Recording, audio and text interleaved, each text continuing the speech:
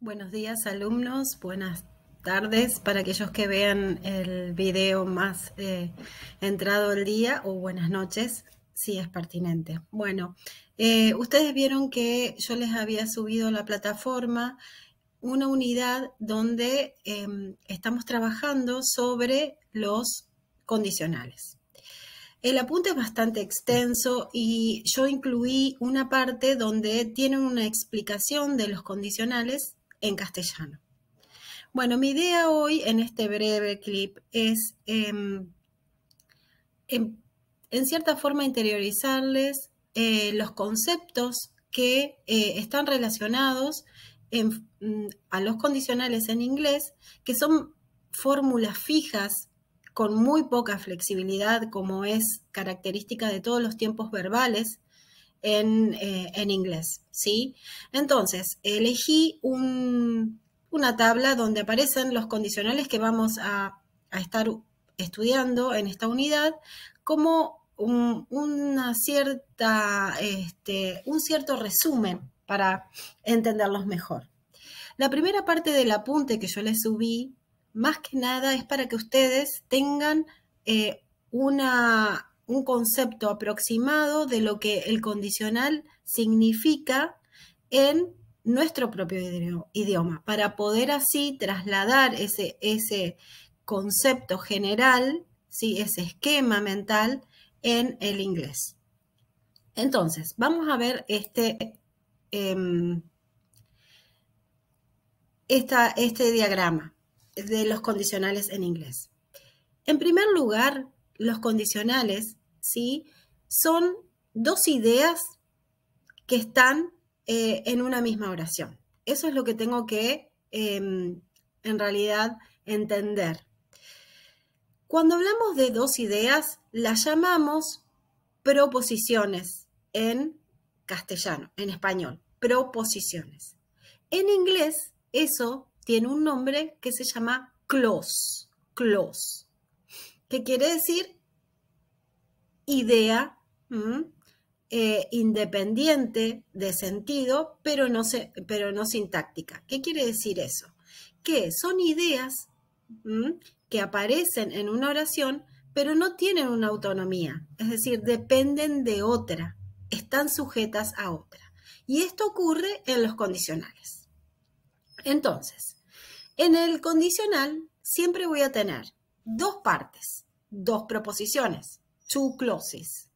Una que es la condición y la otra que es el resultado o consecuencia de que esa condición que yo estoy enumerando se dé, sea verdadera.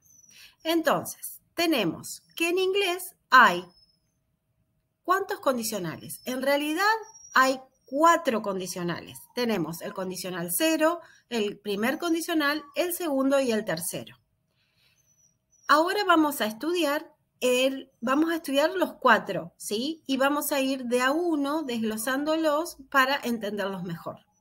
En cuanto a un panorama general, un pantallazo de estos condicionales, podemos verlo en esta pantalla, en esta tabla. Tenemos condicional 0. En el condicional 0 vamos a tener en la proposición de la condición, es decir, lo que yo necesito que ocurra para que se dé el resultado, es a donde aparece la conjunción if, el sí. En eso usamos presente simple y en el resultado usamos presente simple. Es decir, ¿qué pasa en el condicional 0? Tengo dos tiempos verbales que son idénticos, presente simple. Y esta refiere a ¿qué? A verdades absolutas. Sucesos que no están sujetos a cambios, sino que tienden a ser permanentes, como las leyes de la naturaleza, o como horarios fijos que no van a tener ningún cambio. Entonces, tenemos, if you stand in the rain, you get wet. Si uno se para bajo la lluvia, se moja. If you heat ice, it melts. Si uno calienta el hielo se derrite. Es decir, eso es una verdad que no podemos cambiarla. Entonces, hablamos de el cero condicional como aquel condicional que no está sujeto a cambio, ¿sí? Es algo que es universal, podríamos decir. Y usamos en las dos proposiciones presente simple. Luego tenemos el condicional, el primer condicional. En el primer condicional hablamos de una situación presente que va a repercutir en el futuro. Entonces podemos tener la misma proposición, por ejemplo, if it rains, si llueve, cancelaremos el viaje. We will cancel the trip. Entonces está sujeto a, el viaje está sujeto a el tiempo, es decir, si la condición del tiempo lo permite o no lo permite. Entonces, acá vemos que en la condición, si hablamos de la proposición con if, utilizamos el presente simple. Y en esa consecuencia que está sujeta a esta condición, la expresamos utilizando el futuro con will, si es positivo, won't, si es negativo. También se puede usar el verbo modal might. If you study, you will pass the exam. Si estudias, aprobarás el examen. Entonces acá en el primer condicional hablamos de situaciones presentes que condicionan un futuro. Cuando hablamos del segundo condicional, bueno, el segundo condicional aparentemente utiliza un pasado simple y el verbo modal would. Y uno ve ese pasado simple y dice, este es sobre el pasado. No, no es así.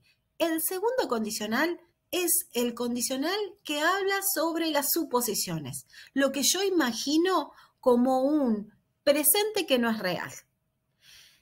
En inglés no existe el modo subjuntivo como tal. Es decir, ¿qué es el modo subjuntivo? El modo de la suposición, de lo irreal. Que yo sea más flexible en estas situaciones.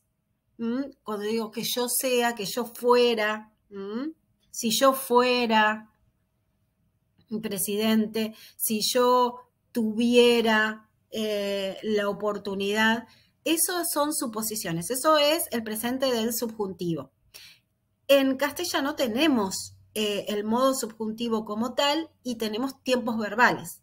En inglés no existe como forma propia y que como una forma o como un tiempo verbal o un modo. No existe. Entonces lo que se hace en inglés es usar el pasado simple como esta forma para suponer. Entonces cuando yo veo acá que dice if I won the lottery, I would travel a lot. En ese caso no estoy hablando de pasado, estoy suponiendo sobre un presente que no es verdad. Entonces yo digo, si ganara la lotería, I would travel a lot. Viajaría mucho. If they sold their house, si ellos vendieran su casa, they would be rich. Ellos serían ricos. Entonces, veo cómo en este caso utilizo el pasado simple para suponer. Al momento de interpretar la oración, tengo que suponer, imaginar algo que no es real. Y después su consecuencia. Su consecuencia sería el would, con el verbo en infinitivo. Entonces, hablamos de situaciones hipotéticas, improbables o imposibles. Como, por ejemplo, if I were a superhero, I would fly. Si fuera un superhéroe, volaría, por ejemplo. Entonces, en ese caso estoy hablando de algo imposible, porque no es real. Ahora, el tercer condicional es ese condicional que sí habla de lo que yo me arrepiento, de lo que no puedo cambiar. Este es el condicional sobre el pasado. Ahora, ¿cómo me arrepiento o en cierta forma reniego de este pasado que no puedo cambiar, lo hago utilizando en la proposición de if el past perfect, el pasado perfecto que lo formábamos con had y el participio. Y en esa consecuencia que no es verdad, que no fue verdad y no va a ocurrir, ¿sí? Uso el would con el have y el participio, que se llama infinitivo perfecto. Entonces, if you had studied, si hubieses estudiado, you would have passed the exam. Hubieses pasado el examen. Pero ¿qué es lo que ocurrió? No estudié y no aprobé el examen. Entonces, if you had studied, si hubieras estudiado, ¿ven? Had studied, you would have passed. Habrías, sería el would have, passed, aprobado. Would have sería habrías.